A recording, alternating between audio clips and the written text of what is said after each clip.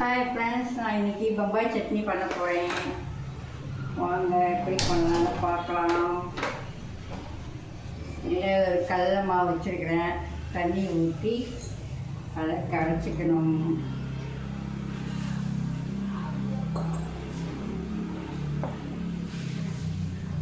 அப்புறம் தாளிக்கிறதுக்கு எண்ணெய்,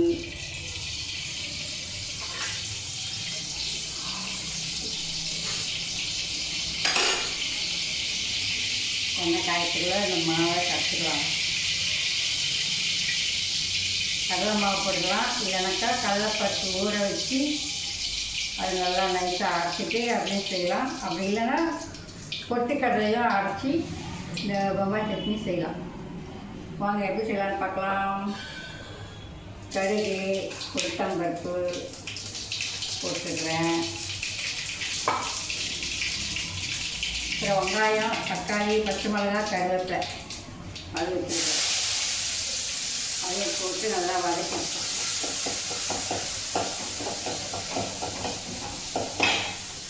ரொம்ப ஈஸி, பச்சை நிமிஷத்தில் செஞ்சுலாம் அந்த சட்னியை.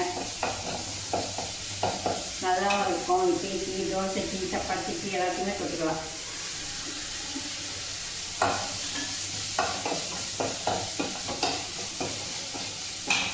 வெங்காயம் வதங்கிறதுக்கு கொஞ்சோண்டு உப்பு போட்டுக்கிறேன்.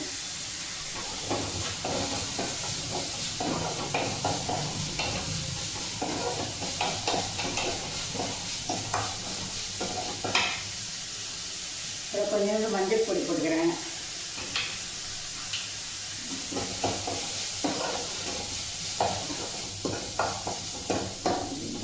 சட்னி எல்லாம் யாருக்கெல்லாம் ரொம்ப பிடிக்கும்னு சொல்லுவோம். கொஞ்சம் பெருங்காயம் போடுறேன்.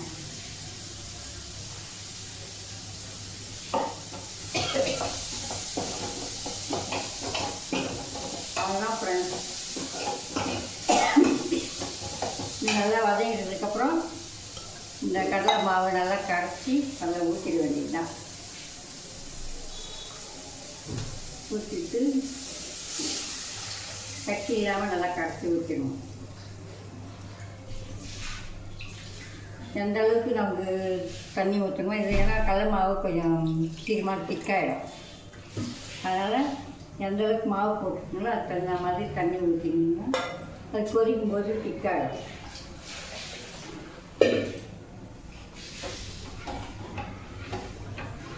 அவ்வளோதான் ஃப்ரெண்ட்ஸ். இது கொதிச்சதுக்கப்புறமா உப்பு போடணும். உப்பு போட்டுட்டு கொத்தமல்லி வச்சுருக்கிறேன். கொத்தமல்லி போட்டு இறக்கிட வேண்டியது தான். அவ்வளோதான் ஃப்ரெண்ட்ஸ். இது கொதிக்கிறதுக்கு ஒரு 5 நிமிஷம் ஆகும். ஓகேங்களா? நீங்களே இது மாதிரி செஞ்சு பாருங்கள். அது கொதிச்சதே உப்பு போட்டுட்டு கொத்தமல்லி போட்டிங்கன்னா குழம்பு ரெடி. எப்படி இருக்குதுன்னு நீங்கள் செஞ்சு பார்த்து கமெண்ட்டில் சொல்லுங்கள். பாய்.